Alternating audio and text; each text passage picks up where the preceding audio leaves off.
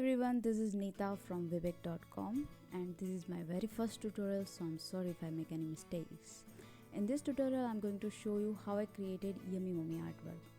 I already provided a blend file of this, it's on my website, that is neetaravalji.com, but I still have been receiving many messages and comments on how I created it, how I created noodle shader, how I got that much clear output and so on.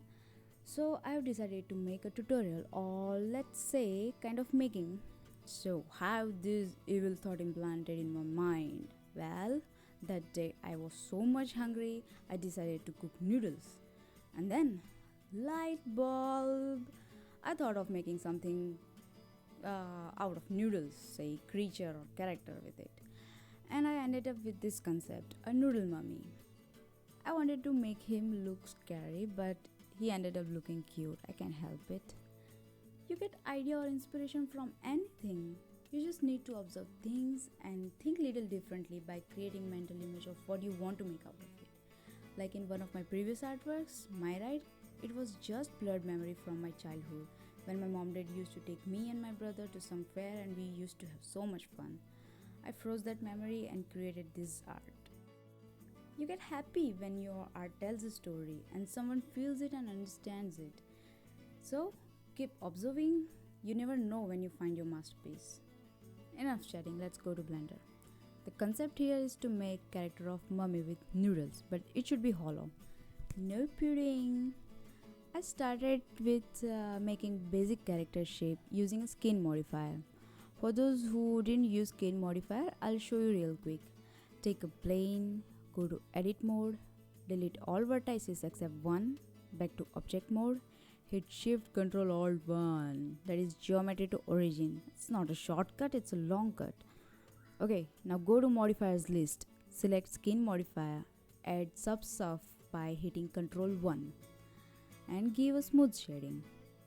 Now all you have to do is to get a perfect shape you want. Again go to edit mode, hit E to extrude. Keep in mind that it is anyhow going to be deleted, so don't pay much attention on topology part. Just get the basic shape.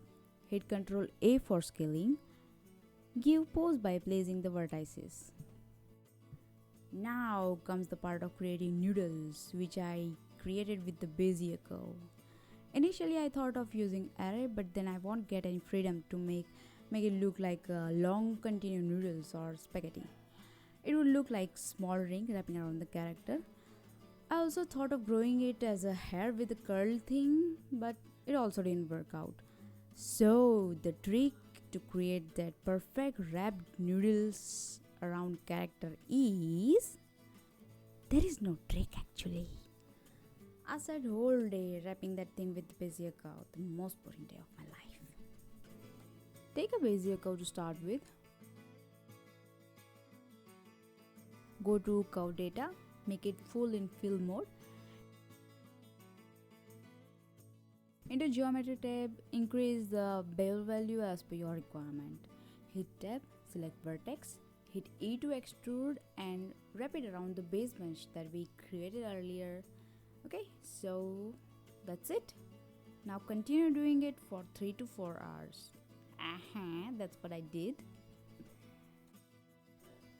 See, when you think of making something and it is complicated, find different ways to get what you want. Do some R&D, explore more tools, find different ways.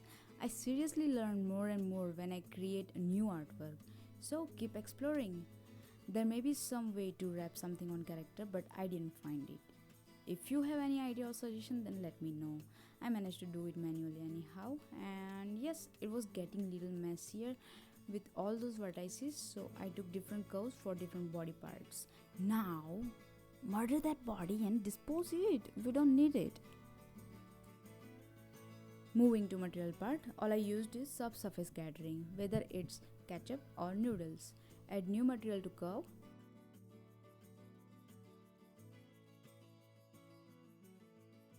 Take a mix shader, attach SSS to top and glossy shader to bottom.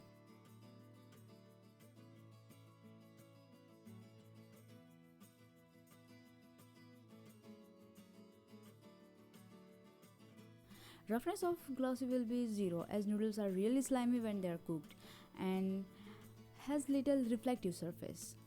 Now for the SSS value, I kept switching values to get perfect scattering, and finally I ended up with these values.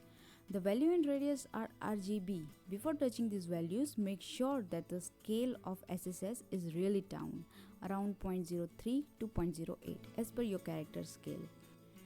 First I thought that the SSS value is too much, but I like when it emits red or orange light in some of the area, so I kept it. For better rendering, I used sun direction from backside. You know, SSS works well when you have a nice backlight or strong rim light. By the way, I didn't create those eyes myself.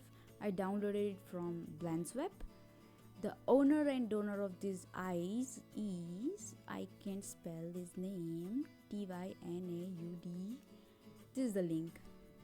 For the green glow in front of eyes, I used green point lights for each eyes.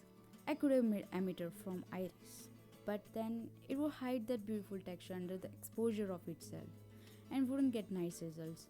So point light worked best for it.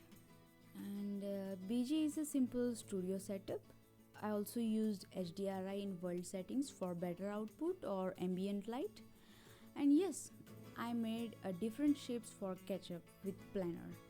Gave it solidify modifier, and same as noodle shader, I played with the value of SSS to look it like ketchup.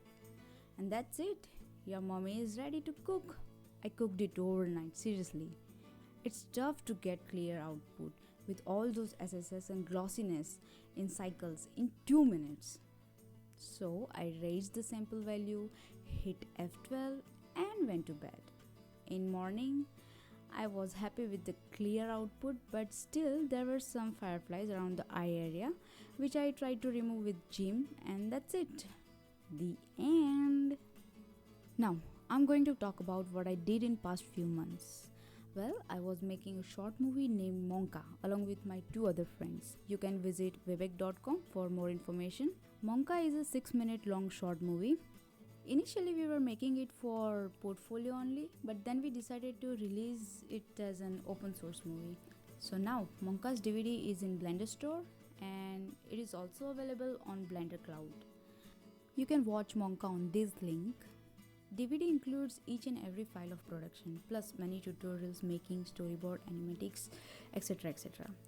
If you have any queries regarding to Monka or any other questions, feel free to mail us at webexstudio@gmail.com. I will be happy to guide you if you are making new artwork and need some suggestions. So keep in touch. See you next time. Tada!